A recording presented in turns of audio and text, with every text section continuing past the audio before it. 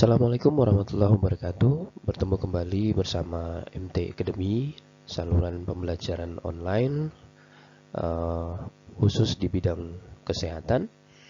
Dan pada kesempatan hari ini kita akan kembali menyampaikan materi-materi yang berhubungan dengan bidang kesehatan. Dan untuk berikutnya, luangkan waktu Anda sejenak untuk menekan tombol subscribe, like, and share agar Anda akan tetap selalu mendapatkan notifikasi atau pemberitahuan apabila ada materi-materi baru yang akan saya sampaikan di media pembelajaran online ini.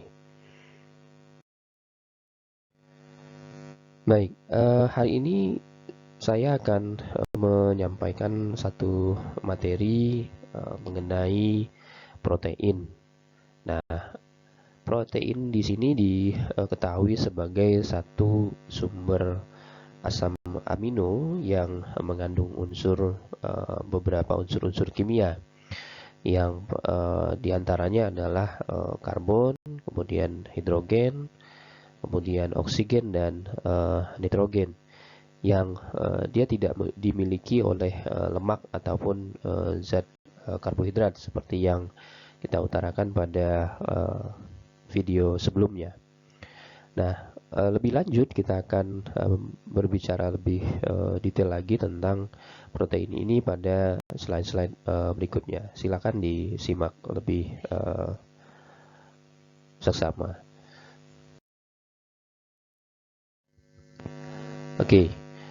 Apa itu protein?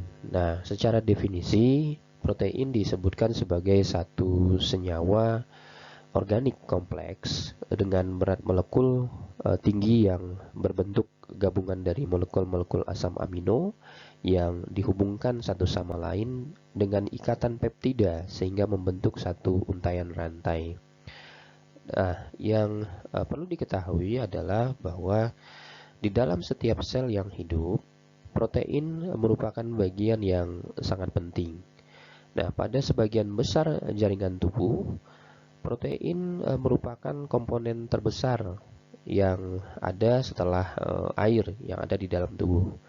Kemudian, kekurangan protein dalam waktu yang lama tentu akan dapat mengganggu berbagai proses di dalam tubuh manusia dan juga pasti akan menurunkan daya tahan tubuh yang pada akhirnya akan berdampak kepada mudahnya seseorang untuk terpapar satu penyakit. Dan yang perlu dipahami pula bahwa protein juga merupakan satu komponen utama dalam semua sel hidup. Oke, berikutnya kita akan membahas tentang macam-macam jenis dari protein. Ada beberapa sudut pandang yang dapat kita lihat dari macam-macam jenis protein ini. Silakan disimak pada slide berikutnya. Oke, secara umum bahwa ada beberapa jenis protein. Yang pertama adalah kolagen. Nah, kolagen ini merupakan protein struktur yang diperlukan untuk pembentukan kulit, kemudian tulang dan ikatan tisu atau jaringan. Kemudian berikutnya adalah antibodi. Antibodi ini merupakan satu protein sistem pertahanan yang dapat melindungi tubuh dari serangan-serangan penyakit atau serangan-serangan virus maupun bakteri yang kemudian itu akan berdampak kepada lemahnya sistem imunitas tubuh manusia. Kemudian jenis protein berikutnya adalah dismutase superoksid yang merupakan protein yang dapat membersihkan darah kita.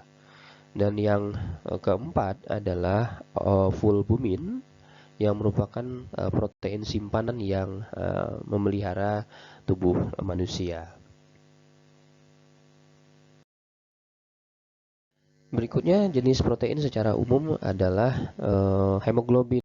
Nah, Hemoglobin ini merupakan protein yang memiliki fungsi sebagai pembawa oksigen.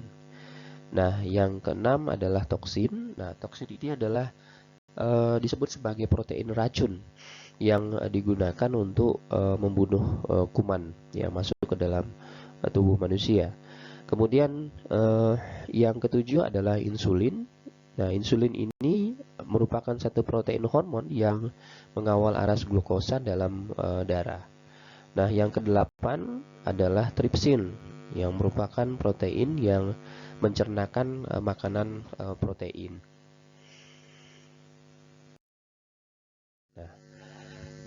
Macam jenis protein berdasarkan bentuk dan sifatnya dibagi menjadi dua. Yang pertama adalah protein globular.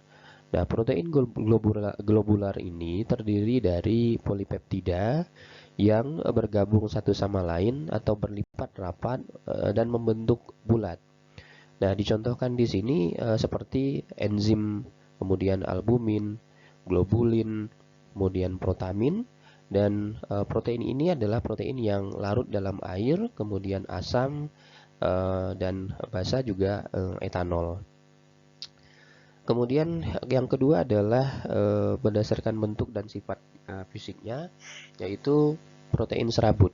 Nah, protein serabut ini terdiri dari peptida berantai panjang dan berupa serat-serat yang tersusun memanjang dan memberikan peran struktural atau sebagai pelindung. Misalnya di sini adalah fibroin, kemudian pada sutra dan keratin pada rambut dan bulu domba. Kemudian protein ini larut dalam air, kemudian asam, basa juga etanol, sama seperti dengan protein globular. Nah, berdasarkan fungsi biologinya, jenis berikut ini merupakan dari jenis protein.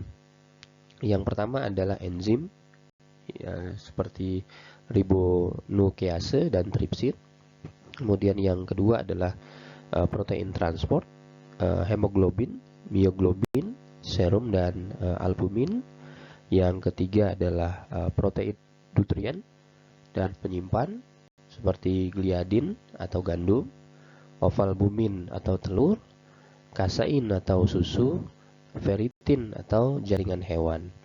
Nah, yang keempat adalah protein kontraktil, yaitu aktin dan tubulin.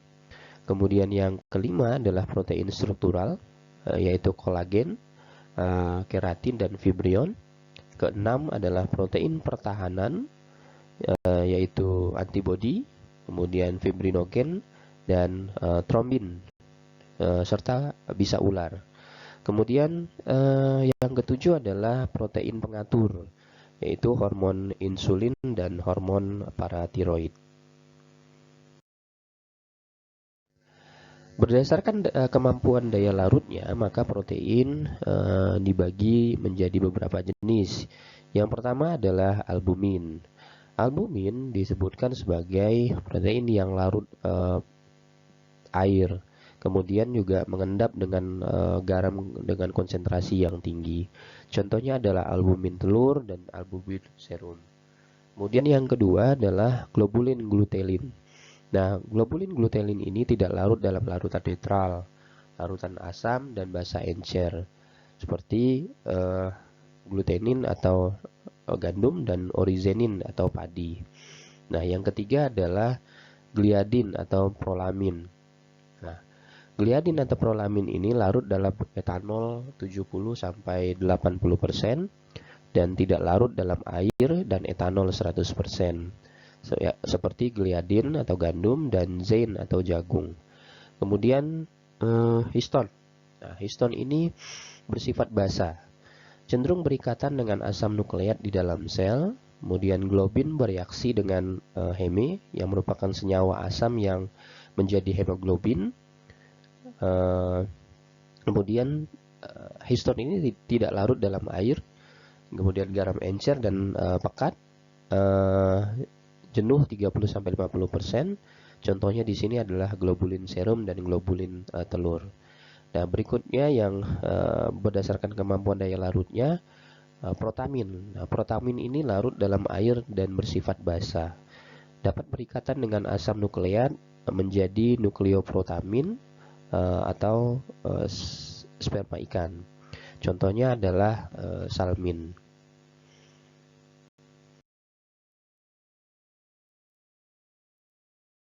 Baik. Berikutnya berdasarkan protein majemuk. Nah, protein majemuk maka dibagi menjadi beberapa jenis. Yang pertama adalah fosfoprotein, merupakan protein yang mengandung fosfor seperti kasein pada susu, kemudian vitelin pada kuning telur. Kemudian yang kedua adalah kromoprotein, protein yang berpigmen. Misalnya adalah asam askorbat oksidase yang mengandung Cu. Kemudian protein koenzim, misalnya NAD+, kemudian FMN, FAD, dan NADP+. Kemudian yang berikutnya adalah lipoprotein yang mengandung asam lemak dan lecitin. Kemudian metaloprotein yang mengandung unsur anorganik seperti Fe, Co, kemudian Mn, Zn, Cu, kemudian Mg dan sebagainya. Kemudian yang berikutnya adalah glikoprotein.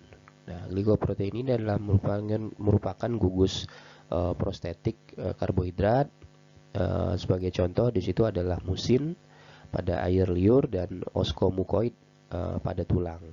Dan yang terakhir adalah nukleoprotein yang merupakan protein dan asam nukleat yang berhubungan kemudian berikatan valensi sekunder. Contohnya adalah jasad renik. Berdasarkan sumber protein, maka protein dibagi menjadi dua, yaitu adalah protein lengkap dan protein tidak lengkap. Nah, apa itu protein lengkap? Nah, protein lengkap di sini adalah semua jenis asam amino esensial yang dapat ditemukan di dalam daging, kemudian ikan, unggas, telur, kemudian susu, dan produk sejenis quark, dan tumbuhan berbiji, serta polong-polongan dan kentang. Nah, dan satu lagi adalah protein yang tidak lengkap. Ini bisa kita temukan dalam sayur-sayuran dan padi-padian serta polong-polongan, atau yang kita kenal dengan istilah kacang-kacangan.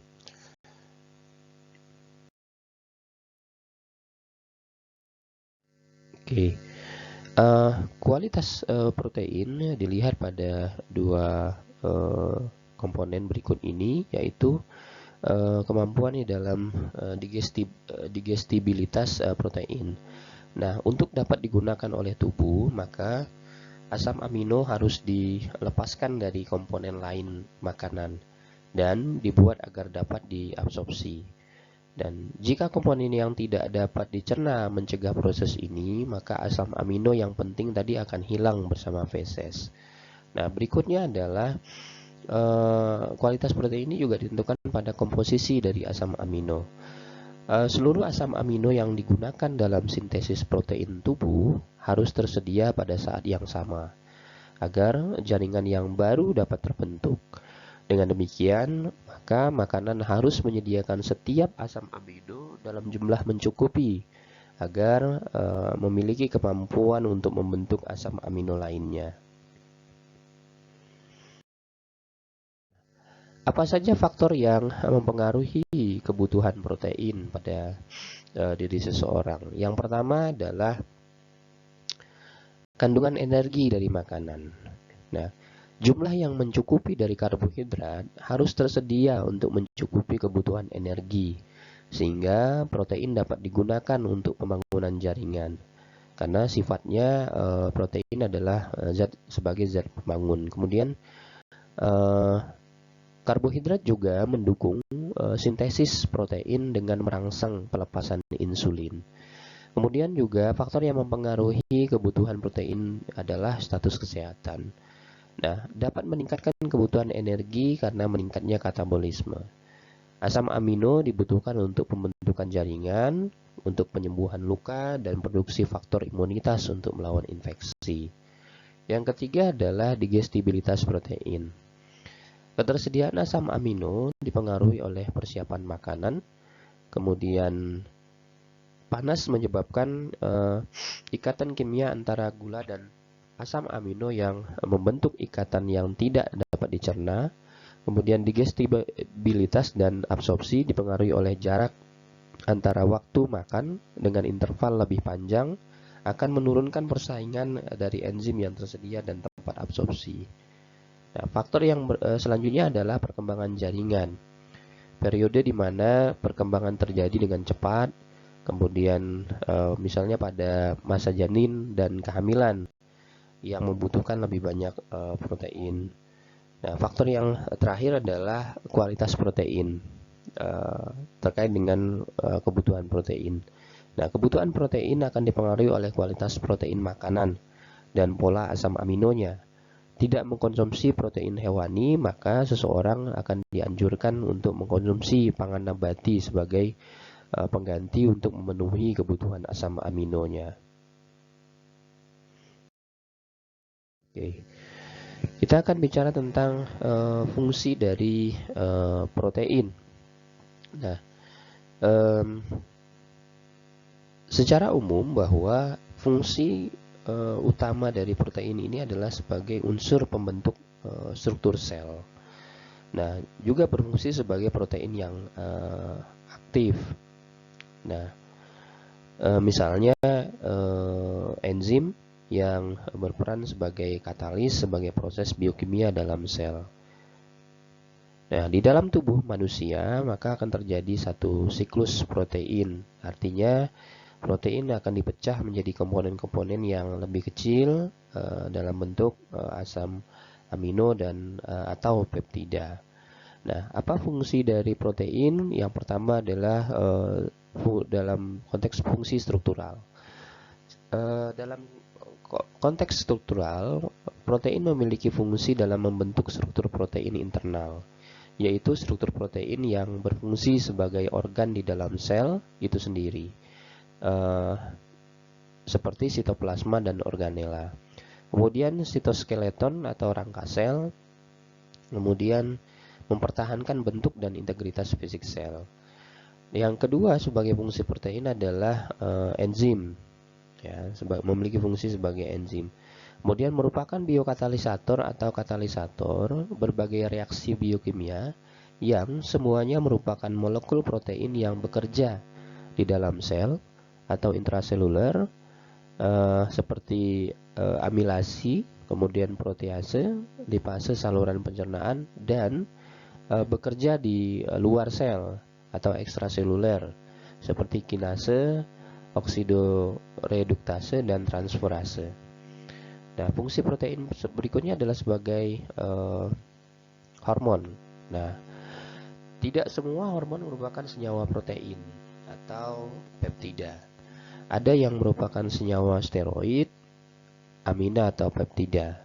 Hormon yang disekresi oleh hipotalamus, hipofisis, dan pankreas semuanya merupakan hormon peptida atau yang lebih dikenal dengan istilah contohnya insulin di situ. Baik, fungsi protein yang berikutnya adalah sebagai transporter. Nah, sebagai atau yang protein memiliki fungsi sebagai transporter, berbagai molekul kecil dan ion-ion ditransport oleh protein spesifik. Misalnya, transportasi oksigen di dalam eritrosit oleh hemoglobin dan transportasi oksigen di dalam otot mioglobin. Kemudian, fungsi proteinnya adalah sebagai gerak, di mana kontraksi otot dapat terjadi karena pergeseran dua filamen protein, yaitu aktin dan miosin. Contoh lainnya adalah pergerakan kromosom saat terjadinya proses mitosis dan pergerakan sperma oleh flagella. Kemudian yang terakhir adalah pertahanan tubuh. Nah, fungsi protein sebagai pertahanan tubuh ini yang lebih dikenal dengan istilah antibodi adalah salah satu alat pertahanan tubuh yang merupakan molekul imunoglobulin yang merupakan protein yang tersusun oleh beberapa rantai polipeptida dan yang saat ini banyak dikenal adalah imunoglobulin G, imunoglobulin M, imunoglobulin A, imunoglobulin D, dan imunoglobulin F.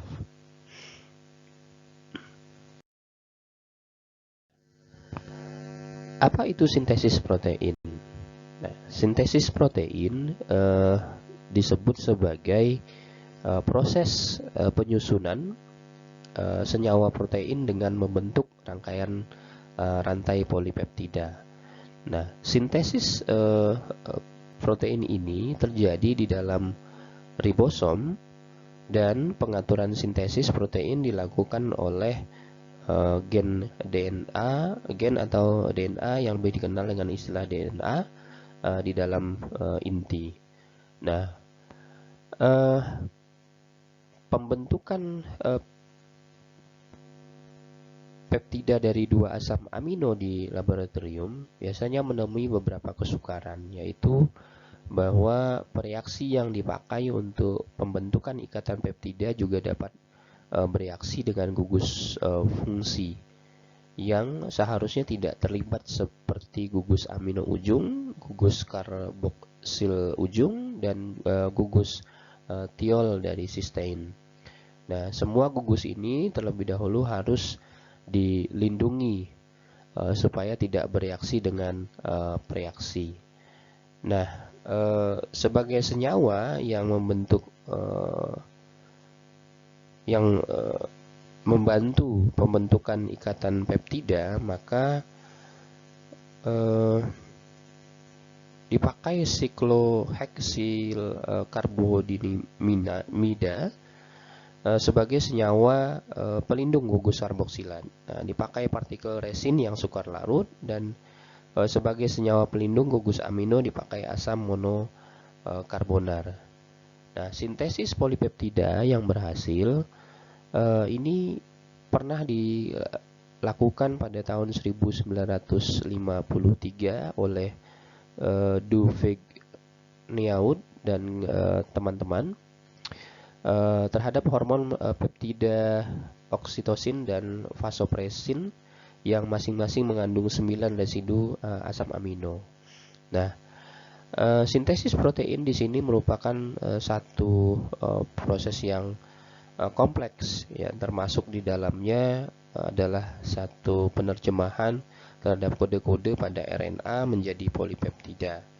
Dan sintesis protein ini melibatkan DNA, RNA, ribosom, asam amino, dan enzim. Dan sintesis protein akan membutuhkan bahan dasar asam amino dan akan berlangsung di dalam inti sel dan ribosom. Nah, tahap-tahap dalam sintesis protein secara garis besar dibagi menjadi dua tahapan, yaitu transkripsi dan translasi. Nah, baik itu transkripsi maupun translasi masing-masing akan dibagi menjadi 3 tahap, yaitu inisiasi, kemudian elongasi, dan terminasi. Nah, secara garis besar transkripsi merupakan satu proses di mana kemudian di sini DNA membuka menjadi 2 rantai terpisah.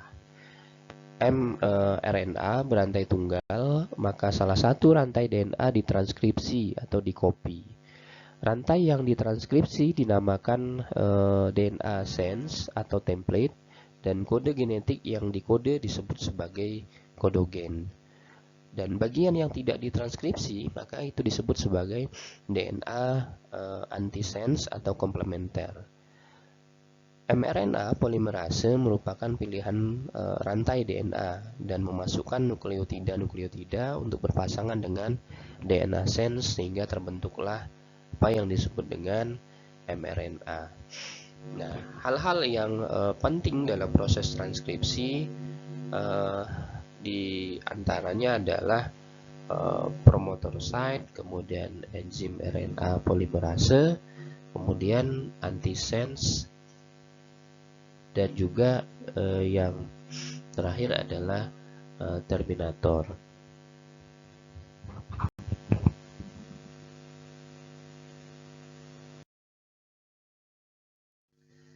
Berikutnya adalah tahapan translasi.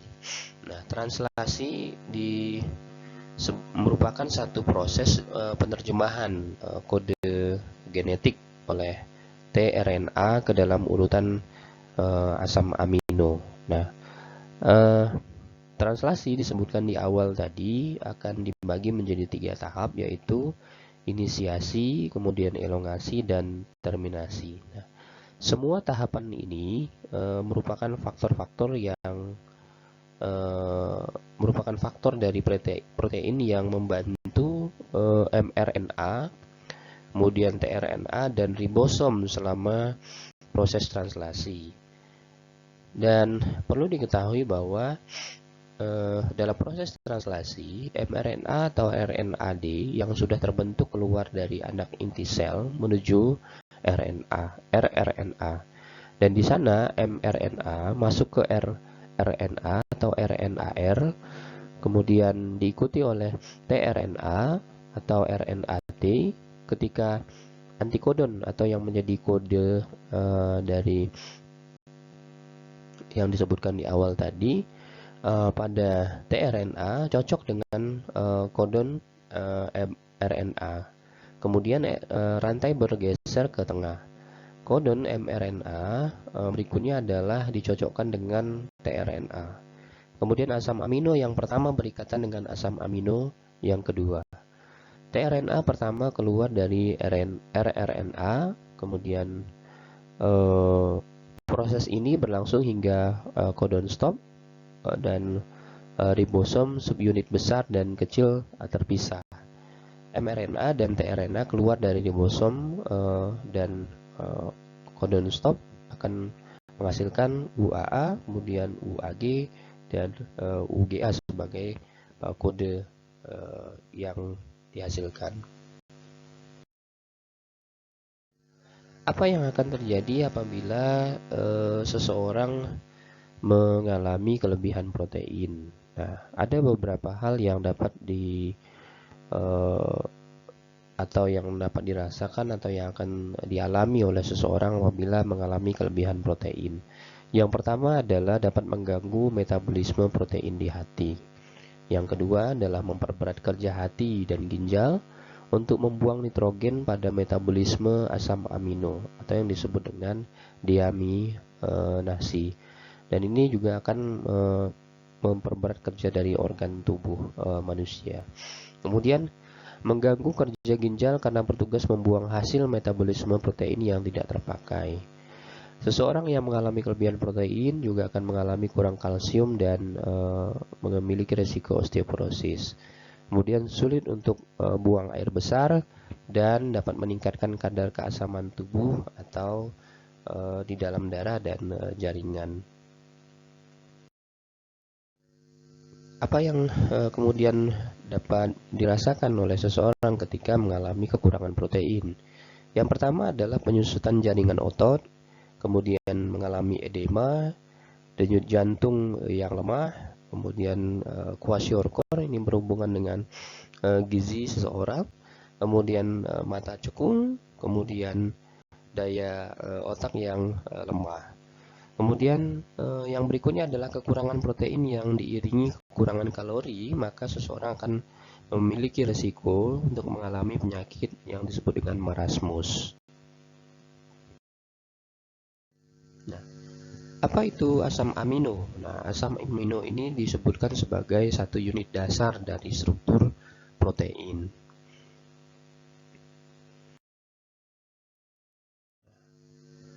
Klasifikasi dari asam amino ada 6. Yang pertama adalah monoamino. Asam amino dengan klasifikasi monoamino monokarbosilat. Contohnya di situ adalah glisin, alanin, serin, treonin, valin, leusin, dan isoleusin. Kemudian yang kedua adalah asam amino yang mengandung sulfur yang disebut sebagai yang diantaranya adalah metionin, kemudian cysteine dan cysteine. Yang ketiga adalah asam amino monoamino dikarboksilat seperti asam aspartat dan asam glutamat. Yang keempat adalah asam amino dasar, kemudian seperti lisin, arginin, kemudian hidroksiprolin dan histidin. Selanjutnya adalah asam amino aromatik, contohnya adalah fenilanin dan trionin. Yang keenam adalah asam amino heterosiklik seperti triptofan, kemudian prolin dan hidroksiprolin. Apa yang menjadi fungsi dari asam amino? Diketahui bahwa secara umum fungsi dari asam amino adalah yang pertama, asam amino sangat esensial untuk metabolisme karbohidrat dan lipid dan untuk sintesis jaringan protein. Yang kedua adalah penyusun senyawa penting seperti adrenalin, kemudian tirosin, melanin, histamin, porfirin, hemoglobin, pirimidin, kemudian purin, asam nukleat, kolin, asam folik, asam nikotin, vitamin, taurin, garam empedu, dan sebagai sumber energi metabolis.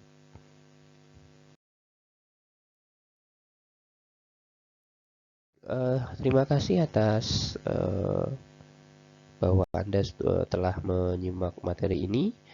Sampai ketemu di materi-materi berikutnya. Assalamualaikum warahmatullahi wabarakatuh.